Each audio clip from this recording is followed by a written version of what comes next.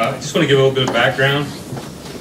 First, we've got Lance Allen from Waste Management of Utah.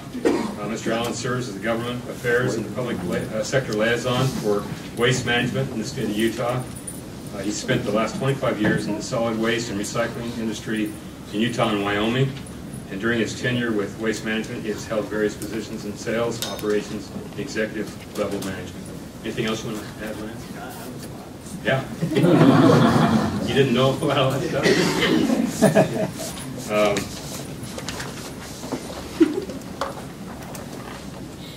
Secondly, we have John Lair from Momentum Recycling. John is President and CEO of Momentum Recycling, a family-owned business dedicated to diverting materials away from the landfills for reuse, recycling, and/or composting. Recently, Momentum opened a state-of-the-art glass recycling plant in Salt Lake City. If you're in Salt Lake proper, you're actually getting curbside on that now, which is kind of exciting.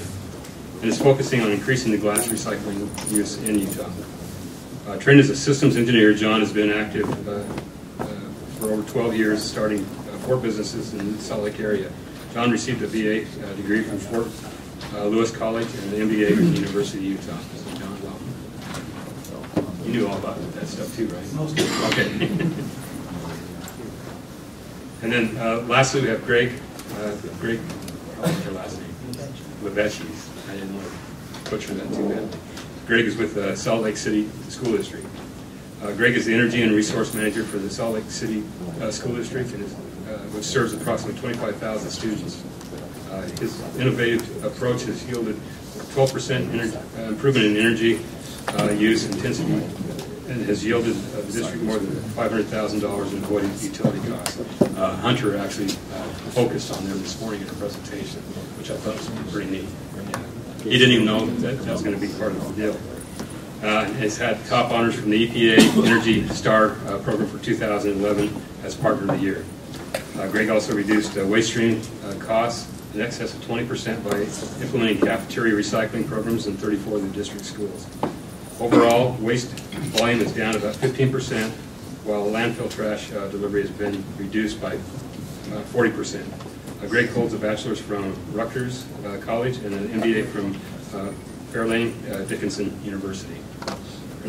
And this will be our panelists. They're actually going to go through a short presentation, and then they'll open it up to discussion. Who's going first?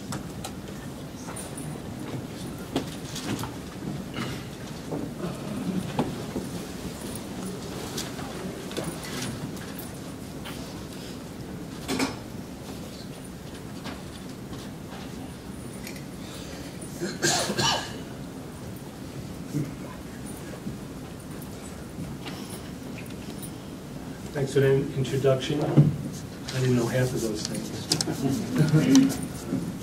Well, I'll go through the slides quickly because I think the bigger part of this session will be the Q&A, and I like the premise of it is what's the future, where's it going, and I'm just going to give you a snapshot of where we are. But it's been very educational going through the process of implementing recycling program in a place where we were pretty much doing a little bit of paper, cardboard recycling, and then everything else was going to the landfill. And the initial thought was, well, all right, if you do recycling, it's more work for everyone, and be a big pain in the neck, and no one will be happy about the results. But what's proved out is less work and more economic benefit than one would have thought in the beginning, because it's not just paying less for what we are recycling, but it's an avoided cost because we've reduced overall volumes. So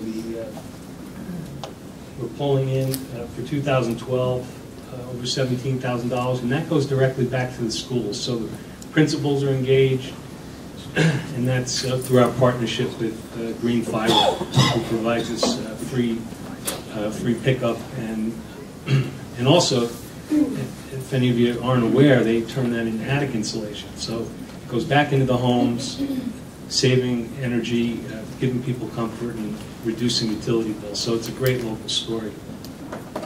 Metals, just random metals. We're working with Western Metals, and that's increased by more than 50% since we've been focusing more on recycling effort. And then the avoided cost from reduction in tipping fees.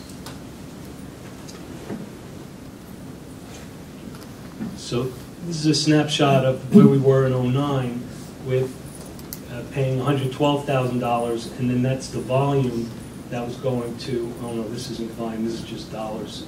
All right.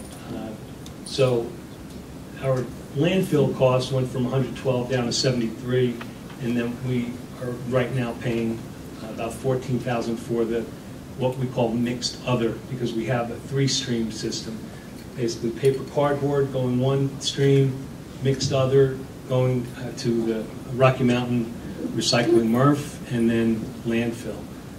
So costs have come down by about 22%, and what we're paying for the landfill significantly dropped. So here's the volume, and you can see there's the reduction in overall volume, which is coming as a result of just basically consolidation. We have more and more schools participating where the kids are actually stacking things, and we're kind of trimming a little bit of the air that we were paying for. So overall volume, so the green is the paper. Paper volume has increased. On the right side, the middle section is the single stream or mixed other, and then landfill, which you can see the volume of the landfill is down by 40%. This is just showing the dollars that have been coming into the schools as a result of the paper cardboard recycling, and the cumulative since the 09-10 is over $35,000. So this is basically our situation where we have the paper and cardboard going to green fiber and then mixed other. So this is a flyer that we use to promote what's available at the schools. So I'll ask you to give me a couple hands or just shout out how many garbage bags you think it would take to fill, to house that mountain of plastic clamshells. This guy wins. Well, I asked this to the custodians who are concerned with recycling being more work, and you hear 7. Oh, you kidding me? That's at least 10 bags, and they go back and forth with that. But the reality is, if you don't stack it properly, it'll take 2 bags. But if you stack them properly, it all fits into 1 bag. So that translates into less work. You saw the slide. Cheater. So we have this is the current contest. It starts tomorrow, Monday, or today? Tomorrow. So March, April, and it's extra money that's available for the schools, for the winners, whoever generates the more volume per student. So we try to level the playing field a little bit. And we encourage the schools to engage with the patrons and the community, so that instead of just putting their paper products out to the curb for Debbie to worry about, we ask them to bring it to the green fiber containers at the schools and generate money for the schools. This was an award given to Beacon Heights for their efforts with the recycling program. They were one of our first schools to engage. Momentum Recycling was hired at one point to do an audit, and it manifested into 3 years later with full-on recycling going on 35 of our 37 schools. So this is a new development. This is a page that will soon be available on our website, where you can go and learn about the district recycling efforts. There's a whole menu list along the left where teachers could go and tap into lesson plans that are tied to recycling, and where we have a link to the city site and things for students to do, custodial procedures. So this is where it's all going to live. And you can also go and see how your school is doing. And there'll be an icon on every school's webpage with a little recycle icon, and all you have to do is click on that, and it gets you right to this, which is about 10 layers deep in the scheme of the website. But you can get right to it by clicking on your school. So this is a way of giving the environmental impact of the paper that's been recycled over the since the baseline year of 09-10. And you've got to admit, close to 1,900 trees just from the one school. It's a pretty impressive statistic that every student at East High should know about and be proud of. Then there's the CO2 component. That translates into 403 metric tons of CO2, which translates into the emissions related to 79 cars that would be on the road. And the school received that $2,000. So I'll fly through these slides, just give you an idea of what some of the stations are looking like. It really is fun to be at the school and see the kids. I came up with a term, drink it, drain it, dunk it. So the 3 Ds, but it really should be 4 Ds. Drink it, duh. Drain it, dunk it. But at least we're capturing the liquid from what isn't being consumed and keeping that out of the landfill and out of the recycling. And there's an example of the stacking on the right.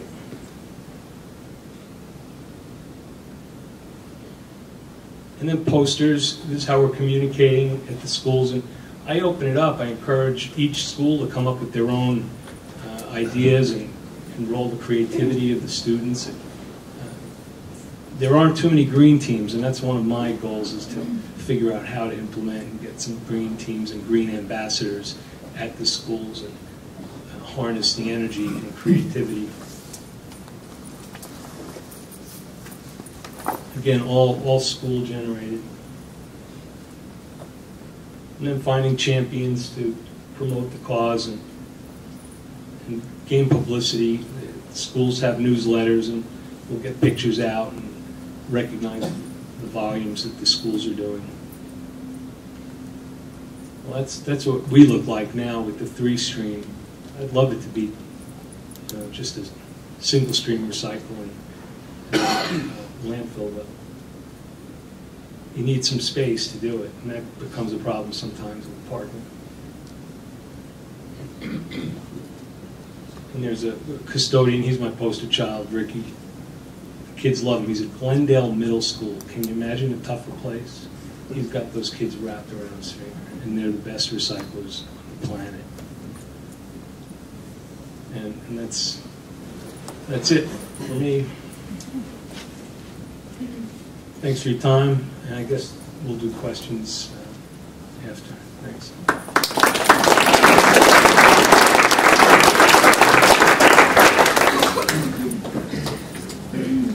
While Lance is getting set up, I gave these out beforehand, but there's been a lot of people come in. You raise your hands, and I'll get you a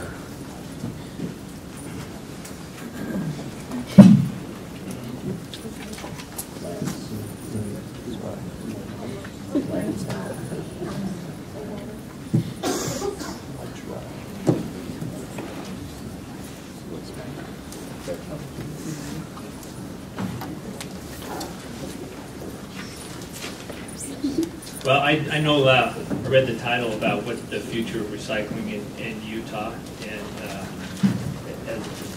for me, obviously part of my job is to try to predict what the future is going to be so we can allocate our assets accordingly.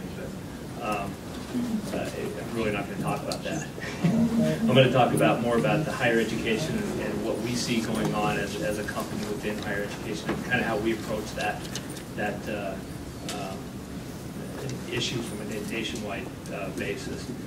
But I'll tell you a little bit of background on waste management and why we actually got into the sustainable community. It was probably about 6 years ago. We were a major vendor for a company called Walmart, maybe you're familiar with it. And we were notified in a team meeting with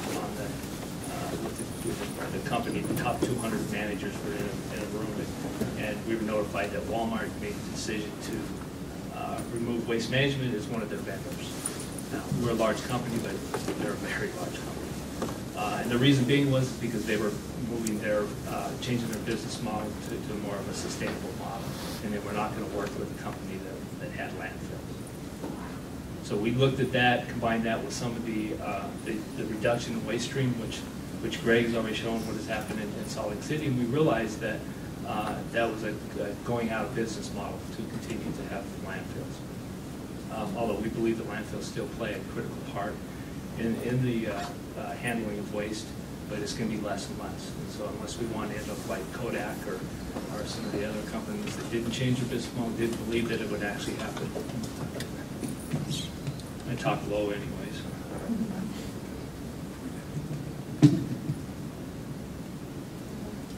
Perfect. Is that better? Yeah. Good. Sorry. So our one of our Western group vice presidents actually did a presentation to that group probably maybe 2 hours after having that announcement. And he came up and he approached it this way. He was actually an environmental attorney from Seattle in his previous life. He came up and said, just wanted to announce that FedEx has decided to collect recyclables every time they went into a business when they dropped off your package. And you can imagine the look on our face as haulers going, how do we compete with that? They're already there, they're already getting paid for one thing too. And then he said, I'm just kidding, that's really not happening, but unless we change our business model, that could happen. So Waste Management decided to take what we had a triangle.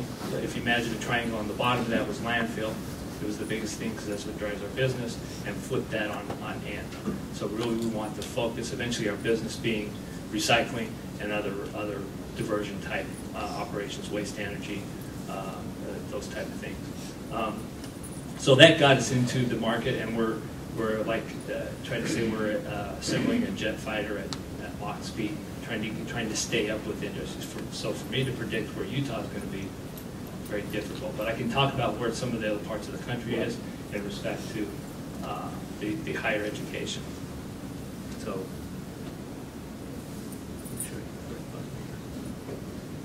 Perfect. So, as you know, we've heard, and if you're in higher education, you understand that they are really, that's where we see the leaders from sustainability coming from, and really where the movement has derived. And really, it's expected to be there because it's just in its nature, it generates a more sustainable, forward-thinking individual.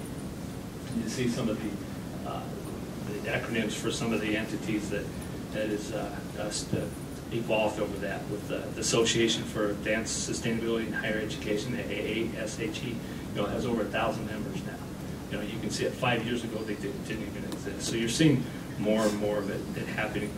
With the ACUPC, American College and University Presidents Climate Committee, we've seen a lot of college presidents and university presidents, as well as governors and mayors stepping up to the plate. There's 681 members of that organization now.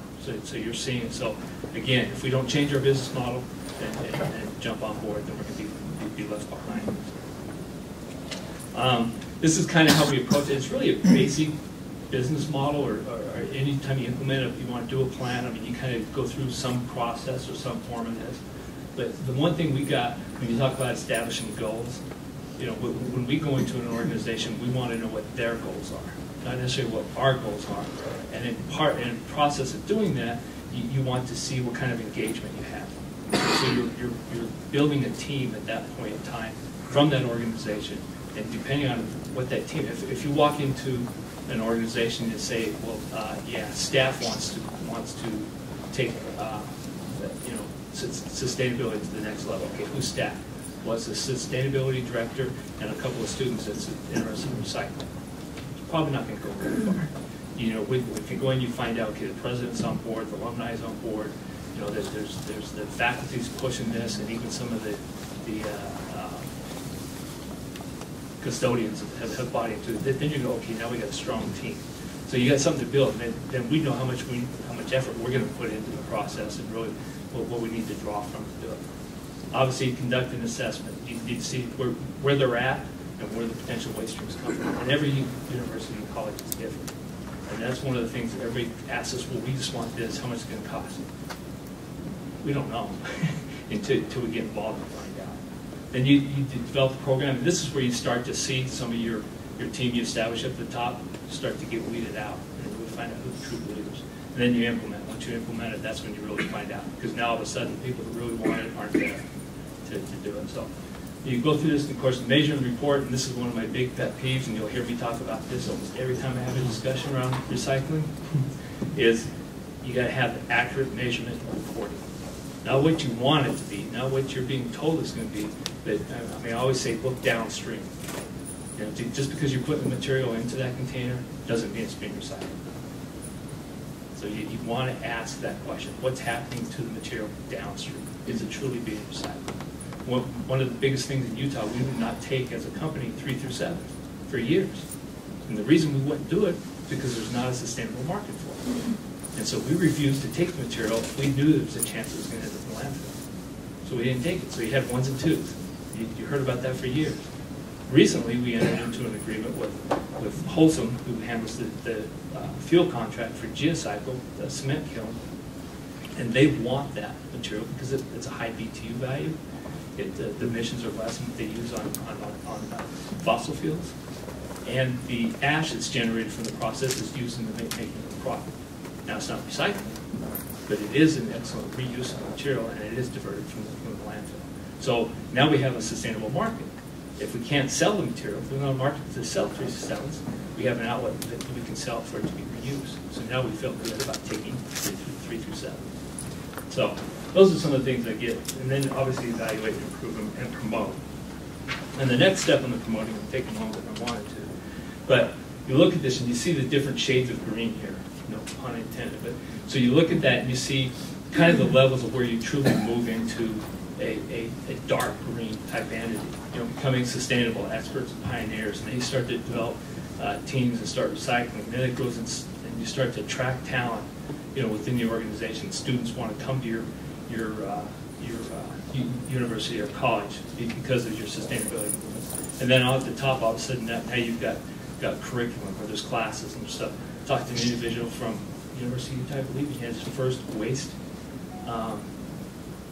class, 5 kids. But it's a start. And those are things so you can see where they move. And I'll show you my sustainability continuum on the last page, and you can kind of rate to see where you're at and see what the opportunities are that's out there. This kind of gives an idea of the campus when we look at a full green campus. On the top right there, you'll see kiosks that actually read the barcodes when you drop the material in there and can generate points that can be used to buy other things or can be used by the campus to put back into their sustainability program. Of course, a quality organics program, not just the green waste program, but organics. Once you get organics out of the waste stream, that's your largest weight-wise, the volume that you're going to generate, and it really opens up everything. Don't have true organic recycling here in Utah yet, but that's one of the things I see coming because you're getting a lot of push from people to develop that program. Of course, e-waste, you start to see that, or universal waste, you know, with light bulbs, computer cartridges, cell phones. You get the other stuff that's not part of the typical e-waste stream, which you see with the computers. Then you get into events. You may have heard of a small event that just happened a few weeks ago called the Phoenix Open. Any golfers? And that's called Waste Management Phoenix Open. Waste Management last year took that to 97% diversion from that facility. This year our goal, the numbers aren't in, our goal this year is to take it to 100%. So when you look at taking events like that, not only is it's not just students that attend these events, but it's a community. You know, when they come and see that you're recycling, you're able to divert that. And it's a huge impact on the environment because a lot of material that's generated there ends up in the landfill. So those are huge events, and it's very difficult to manage the program like that. Give us some example real quick. Talk about the green. Skip over these. Some examples of what Waste Management's doing in partnership with some other universities. The University of New Hampshire. This is one thing that's convenient for them because we have a landfill that's close to this university. All landfills generate methane gas when material breaks down. Methane gas is a very high I forgot my train there. greenhouse gas. So we want to get that out of the air. Not only does it has an odor to it, but it doesn't have a huge impact, but it has a high BTU value. So we pull that out to generate electricity, and in this case, we were able to sell it to the University of New Hampshire, that uses it at their facility. And that's happening in the state of Utah already. We got from Trans-Jordan, I saw Dwayne around here. There he is back there. That's a great to talk to him about what he's doing for the city of Midvale, buying all the gas that's generated at that landfill. So Salt Lake County landfill's doing the same thing as well. So that's one thing that's advantage for them. What they're doing, you can see their carbon footprints drop from Arizona State University. Sustainability comes from the president down, so it's a huge impact that we're having that. They plan to divert 80% of their waste. They've implemented things such as solar-powered compactors, which Waste Management has, that has eliminated, you see there, 3 to 4 days out of the collection. They actually have a texting capability that notifies the sanitation department that the can's full. So you don't have to waste trips to go around to check it to see if it's full, and you don't have to deal with overloaded cans. Of course, the dorm recycling, I was talking to several students that is so difficult because you're dealing with the transient population. So you train them in football, next year you get a new group. It makes it difficult how to make it convenient. If it's not convenient, you're not going to do it. But they're working on that, and of course, the composting projected in there. And then Greg, you like this, Rutgers University. And Rutgers has been outstanding. What they call, if you're familiar with the Recyclemania contest, which is a competition among universities and colleges across the United States, they've the third-year Gorilla winner, which is huge. I mean, they've for the most pounds recycled, 2 million plus pounds of material that gets recycled. So it's about increased their rates at 68%. They're also, and you'll see in my sustainability continuum of what they're evolving to. Now they're talking about goals around water and energy efficiencies, as well as the universal and e-waste recycling. I'm going to skip through these real quick so I don't take too much time. Let me get to this. This is the sustainability continuum. And the one thing you'll learn if you haven't already about sustainability, it's a journey. There isn't, a person doesn't get to say, hey, I'm sustainable. My lifestyle is sustainable. Well, it's a journey because we find out more. We learn that tracking or reporting measures aren't necessarily accurate. So it's a constant journey. But one of the things, so you can see where you rank at, and I actually have some that I can hand out if anybody wants one. It talks about how you progress through it. And you'll see that you probably won't fit into one level. You'll be doing things in different levels. But as you progress, you'll get up to what we call blue thinking now. And that is at that point, your organization is not just zero waste, it's beyond that, but you're actually giving back to the environment. So as we saw in one of the things that the speaker this morning spoke about, they're actually generating more electricity than they use. So they're able to put that back into the grid. That they're actually returning water cleaner than it was when it came into the facility. So you're seeing things like that. That's really comes. Obviously, very few organizations have achieved that, but that's a goal that I'll throw out there. That's all I got.